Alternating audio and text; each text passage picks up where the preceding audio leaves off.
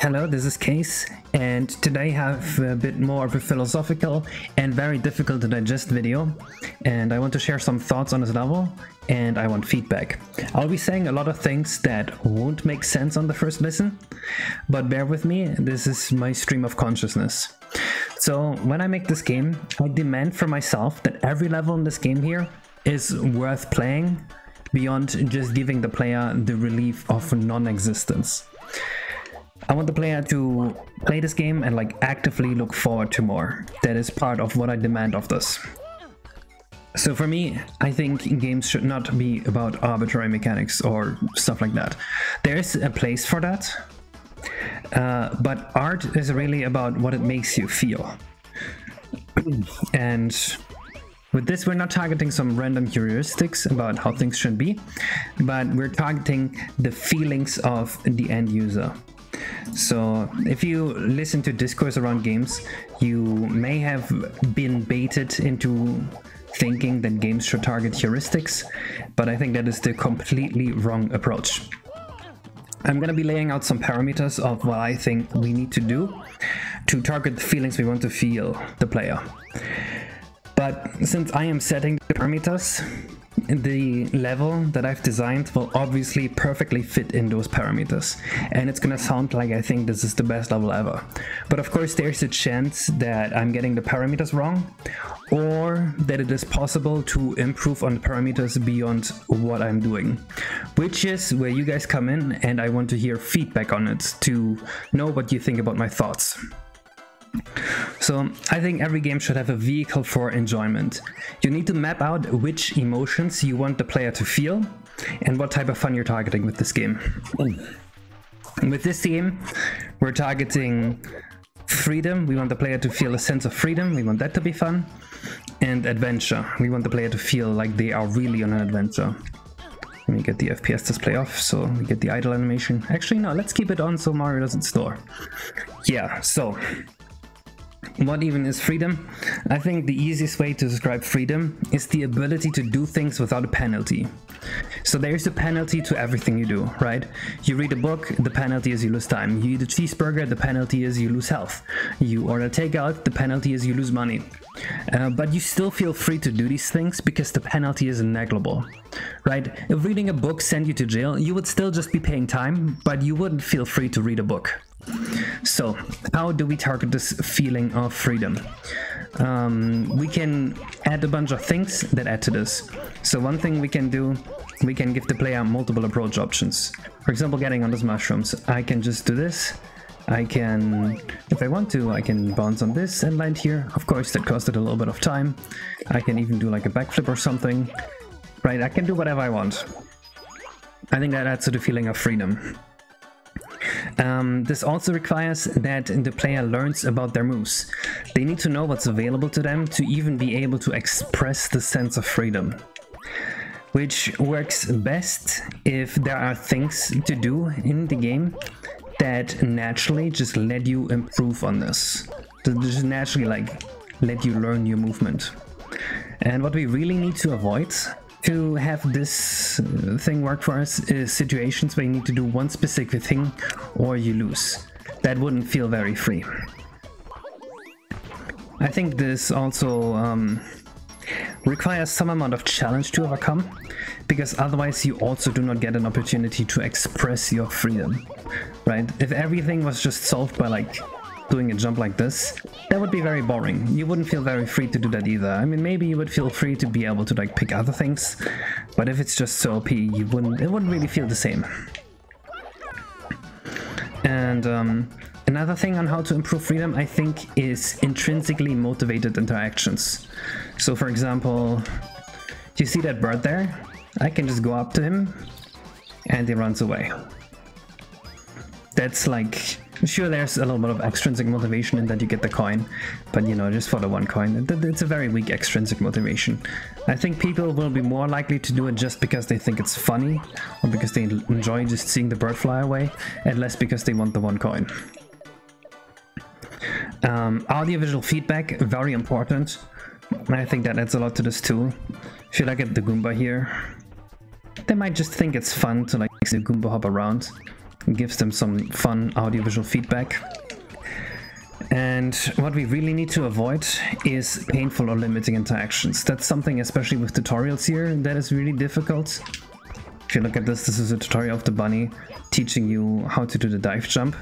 This is relatively inoffensive, but a lot of games feel very limiting in that, and they feel like they don't give you any freedom at all, because they just force you to interact with the game in a very specific way, which most of the time in tutorials is just mashing the A button and then doing the thing the game asks you of. Here, you don't even need to complete the tutorial. If you don't want to do the tutorial, you can just walk away.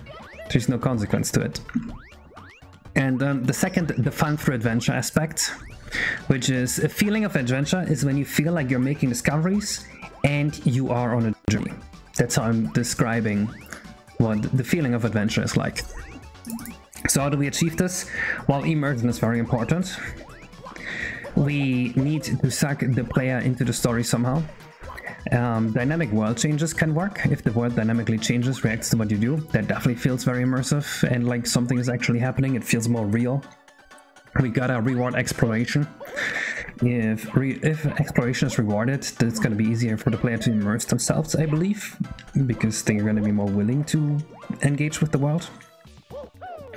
Of course, audiovisual feedback is still very important, and we want real feeling landscapes, places that feel like they could actually exist. An interesting setting helps, right? So we want passive storytelling. We want the player to be in the place and think, how would it feel like to visit this place, right? It's what I call placeness. And another thing that contributes to the feeling of adventure is small Easter eggs all around the game, even for like minor interactions that are probably like unlikely to occur. You know, just like little things that you can discover that feel unique to your journey, right? That rewards exploration intrinsically. Similarly, you want to reward exploration extrinsically by making it so if you go specific places, you find new things. Like if I go up here, there's gonna be the secret area here with the egg and the bunny, and it spawns the star. Right. And what really helps the sense of adventure is if you create a sense of wonder in the player. If you show them new ideas, new concepts, pretty landscapes. This is where graphics are important. This is where graphics contribute to gameplay, because they create the sense of wonder, which creates a sense of adventure, which is the gameplay goal. Or if you just show them cool shit, like a swamp skate park, oh my god, that is so cool, right? Like stuff like that. So, how do we do this with Course 1? Well, let's look at it. Our goal with Course 1 is two things. First, we want to teach the player the basics of how to move Mario and his new moves. Second, we want to make the player feel like they're visiting a magical place. Alright. How do we do the movement? Well, the most obvious thing we do is the free tutorials. There's a bunny here that explains the dive jump to you, there's a bunny here that explains the spin jump to you, and a bunny that explains the wall jump to you. These tutorials usually would suck, but we avoid them sucking by, as you've seen, we have them immersive in the story by making it so you actually have to beat the Goombas. We have them be not very limiting. They're literally just a 2-second cutscene, a text you can skip, and very self-explanatory. And you don't even have to finish the tutorial. We also do this by having a safe environment where you can platform on. If you just look around here, there's not much stopping you from just going around, right? It's like fun to play around here. Right now I'm up here, isn't that cool? Okay, well that wasn't too safe, but there's no real punishment here. I'm free to just use my moves and explore the world, see what's happening, run around, and that's nice.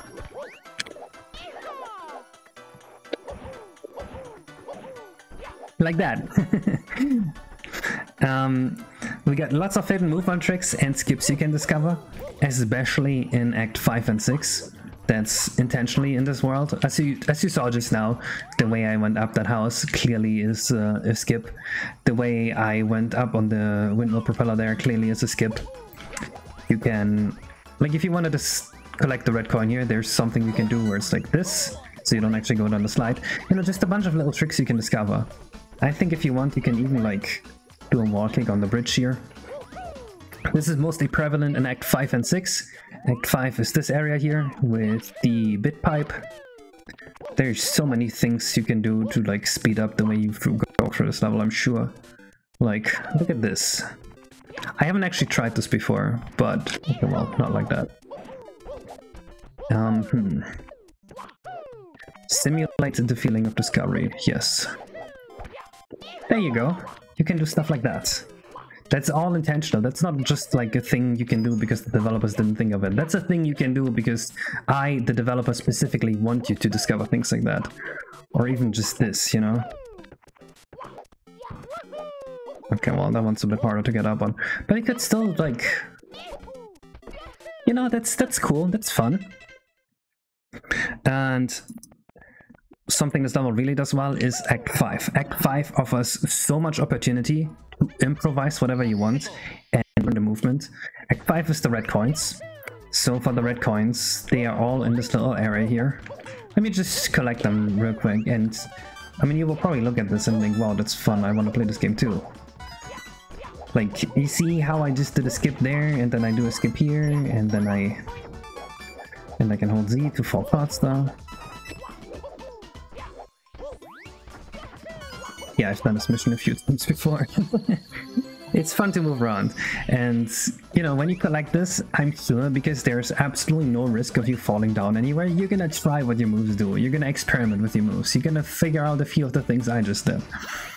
So that's the idea.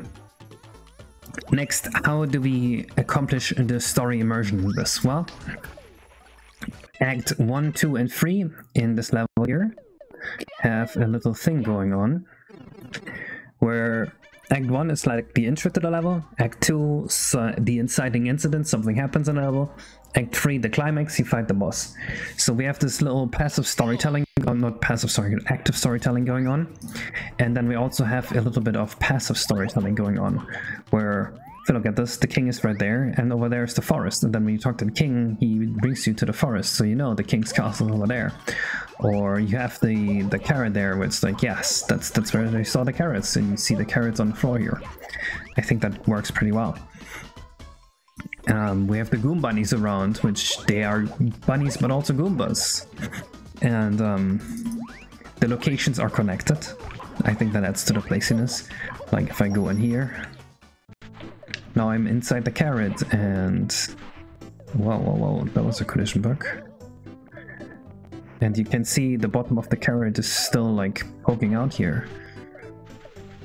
Or if I go up the Sunflower Sky slide,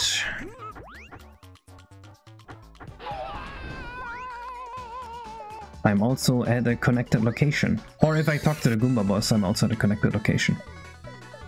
Which I think this part works wonders. We got the mysterious windmill in the main area. By the way, also the developer intended that you can just jump down here if you want. Do it if you want. I'm not gonna complain. And lastly, I think the way that the immersion in the story works as well is through a sense of wonder. We have crazy things going on here, like the Sunflower Sky Slides, the big carrot, we have the Goomba bunnies, we have the main area here is just packed with secrets, where like wherever you go you're gonna find something, right? Can you point at one area where there isn't something cool to find? I can't, it's all stuff. I also think the first time learning about the Yoshi egg here is this is gonna be like a magical experience when you come here for the first time and you see the egg there. And wait, okay, I think okay, I have a cheat code active that makes the star respawn, don't worry about that. I think all of this leads to an eagerness to explore the world, right? The Yoshi coins reward you extrinsically no matter where you go. The Easter eggs throughout the level, which I didn't even show any of the Easter eggs throughout the level. Let me just show you what you can do. For example, behind the windmill, there's a secret passage, and if you are there isn't really much, but there's a little secret drawing here of the carrot. And the bunny in the house. Okay, that's the wrong texture format, but I can fix that.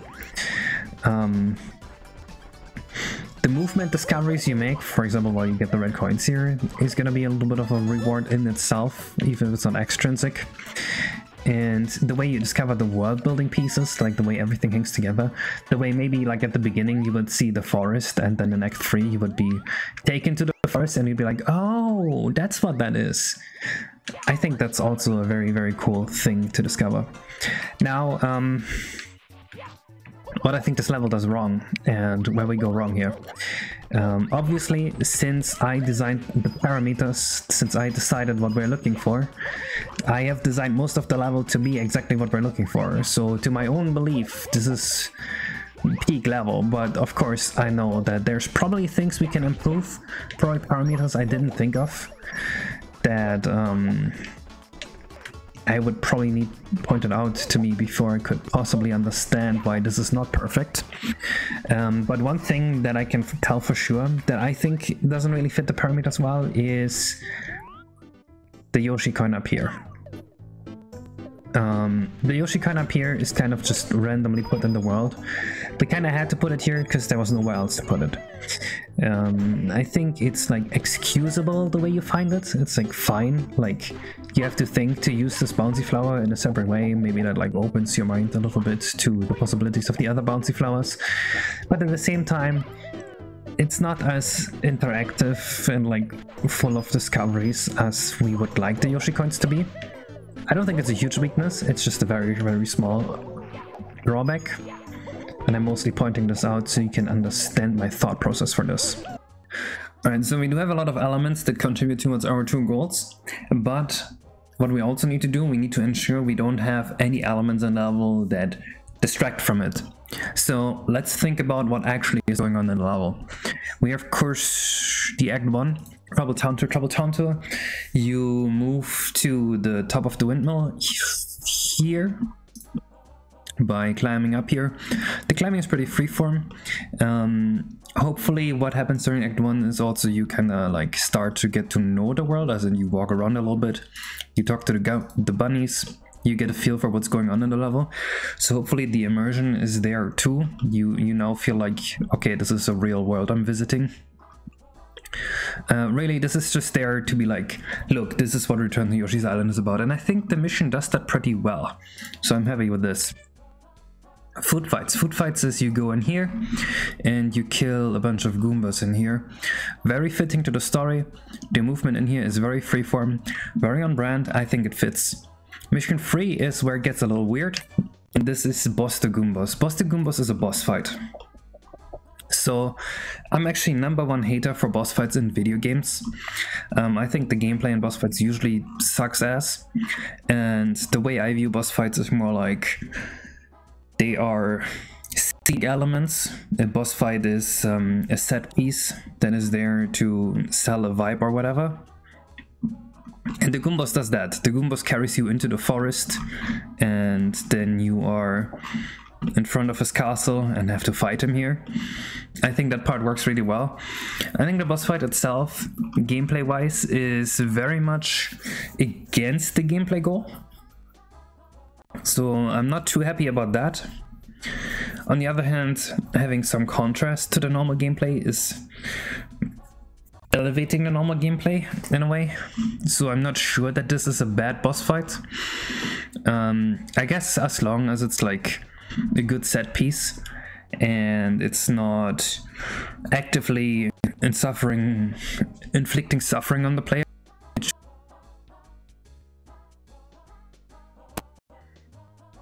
So I'm fine with this boss fight. Then we got Act 4, Sunflower Sky Slide. Sunflower Sky Slide is great.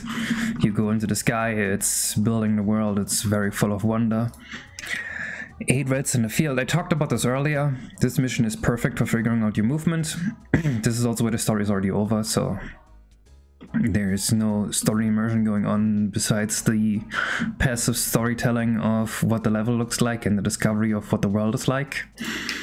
Mission 6, kind of out of world. You find the secret path here, down here in a pipe, and you go to the retro world here.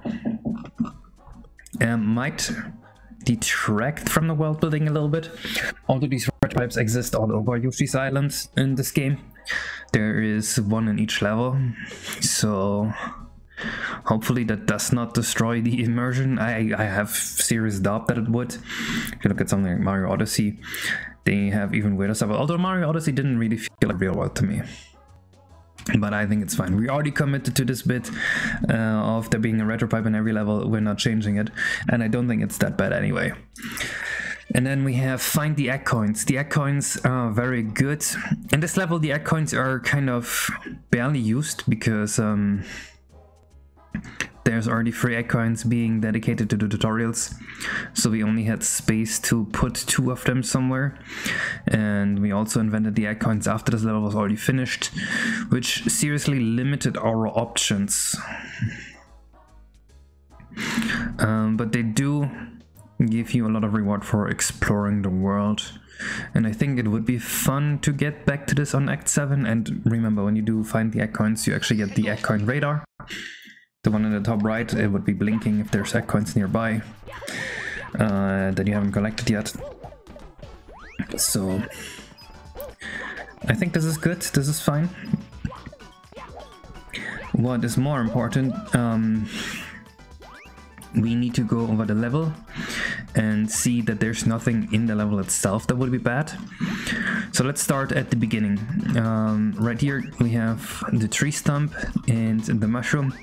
These are fantastic elements, as in they fit the fantasy world, and they allow us to put some platforms here for platforming. So these are very good choices for set pieces. What I don't like is this wooden log here. The wooden log is not really creative, right? As I said before, to build a sense of wonder, we want to add new ideas, new concepts, and I don't think this is a new idea or a new concept when we have already this, but I cannot think of a better way to do this either. So it's like presentable, but I don't think it adds anything, so this could technically be improved, I think. The plaza itself, as in the 3D space here, is necessary, because this is showing you a view on the level. It's showing you the bunnies, it's setting the scene. I think this is good. We got this part here with the Sunflower Sky Slide, obviously is also necessary for the Sunflower Sky Slide mission. We got a little bit of empty space here. I don't think that's an issue.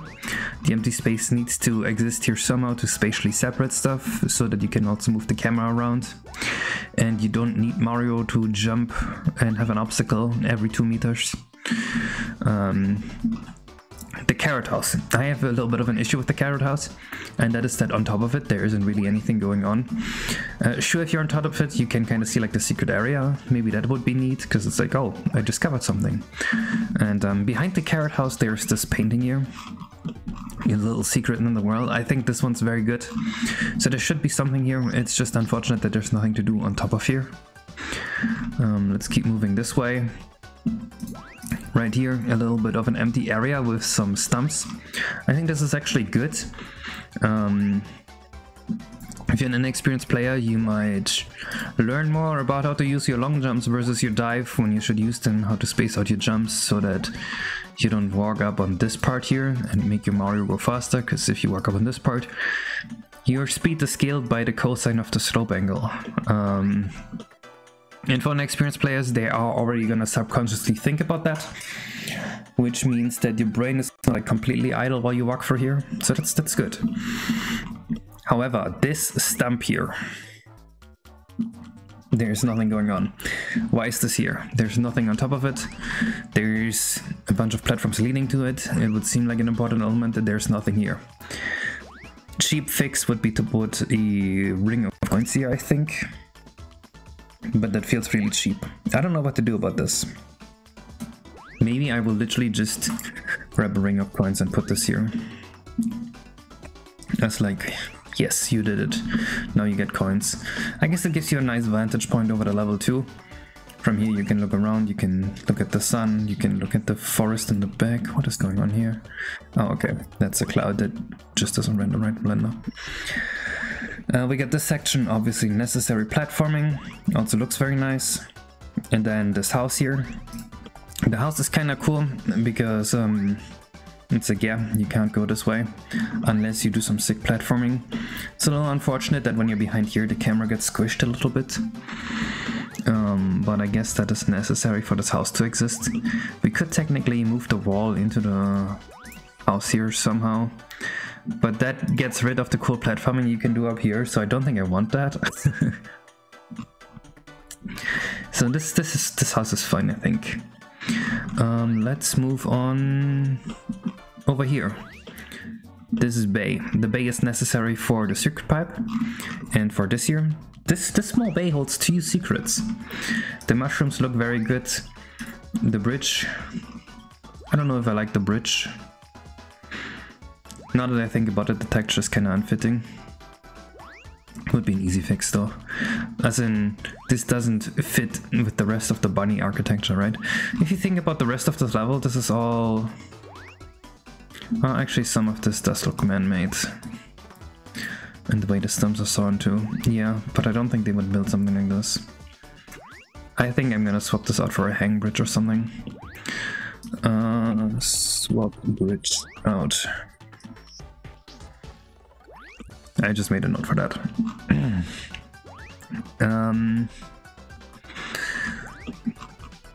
Keep going this way. Of course, the secret area with the egg. Very cool, very liminal, very fitting. We got... Let's go this way around. Flower field is fitting. Again, the tree stumps, I'm not sure about them. I mean, the stumps are good, the logs maybe not. Mushroom, good. Mushroom, good. The hanging places here, we need them for the platforming. I'm not sure that we want rope bridges. Before that I had leaf bridges, and I think Biobags rope bridges look better. So it is like, this is necessary, and we need to somehow justify this existing. But the way we justify it is by saying, okay, this is a rope bridge, right? We can't just say this is an arbitrary piece of geometry, because that ruins the world building. So by saying it's a rope bridge, I think we're doing a decent job of justifying it. More flowers.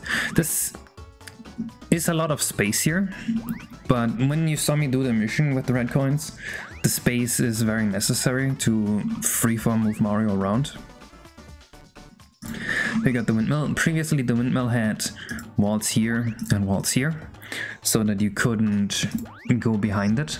Now you can go behind it, and there's a little bit of a secret here. But this was Biobag's point. He said we should have areas that don't really do much for that Mario 64 feeling.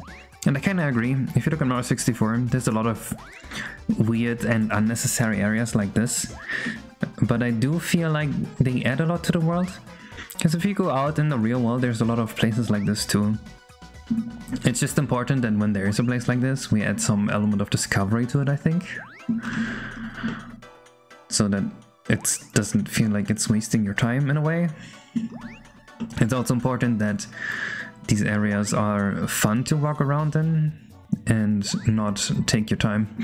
If I think about games like Tears of the Kingdom, I know people are gonna hate me for this, but when you go in the underground and you discover stuff there, it's always some useless armor you don't want, and I want to avoid that. And I think the reason it annoyed me so much is that it felt like it was an accomplishment to get there, and also there was like effort and cutscenes involved in it. Whereas here it's pretty effortless and you just go through it, and it's like a much less amount of time spent on it. Plus you have a shot at discovering something real while you go through this, so I think that should be fine. We get the slide here. The slide, very fun, it's a good movement opportunity. So with that, I think everything about this area is good except the top of the carrot and this piece here, where I just put a ring of coins, so maybe now it's fine. I'm still not 100% on that. So if someone has a suggestion on how to improve that, let me know. Area 2. Area 2 is pure platforming. Everything in here is justified through saying this is the bunny's carrot bunker. And then the rest is just a bunch of geometry that we figured platforming was fun on. And it is very fun to move through this area, so I think this is good. It doesn't matter which way around you go either. Both directions have some cool platforming. Area 3 is very linear, very straightforward. With the linear area, you don't really need to think about justifying stuff so much, because it's all just like rush through it, right? There's no going somewhere and nothing's going on, because there's only one direction to go. The visuals of this also very cool. I really like the vines, the sunflower, like everything here works. No discussion. The retro area. So with the retro area, there is a thing going on here, right here. First of all, you can walk behind the castle. I imagine in a linear area like this, no one's really expecting anything. Maybe I can put a line of 5 coins there or something to not have this be a complete waste of your time. Same with the top of the castle. I don't know what to do about that. I don't know if we have to do something about it. But there's a thing going on here where there's a really long linear stretch of land. And in a way, this doesn't fit the feeling of pure platforming in the retro area. But in another way, it's very scenic, as in it builds like the anticipation for this whole obstacle course here that is going on. I imagine this might be a bit annoying if you find this stage difficult and you fall down a lot. Otherwise, this should be perfect. So this is something I need to view when people play this. If people fall down a lot more in this area than I anticipate, I will have to shorten the stretch of land. I'm pretty sure. But hopefully they won't. Of course, this is all linear. This is very fun platforming. More of that, more of that. And then these platforms here, they require some patience, but everything after that is very easy. Which is why I don't think that those platforms that make you wait are an issue. There's a lot of games where there's platforms that are autoscrollers, then afterwards you can die and you have to redo the autoscroller, and that is, for me personally, that is pure misery. That's the worst. There's also a thing going on with a secret area here that is really hard to discover, but I think that is also very good. Area 5, okay, Area 5 is just a boss fight, we don't need to justify anything here. So yeah, apart from that one thing in the retro stage where I'm not sure about, and the stump here and the carrot, I think everything in this stage works towards our goal. If there's anything else you guys want to add or think of, let me know in the comments.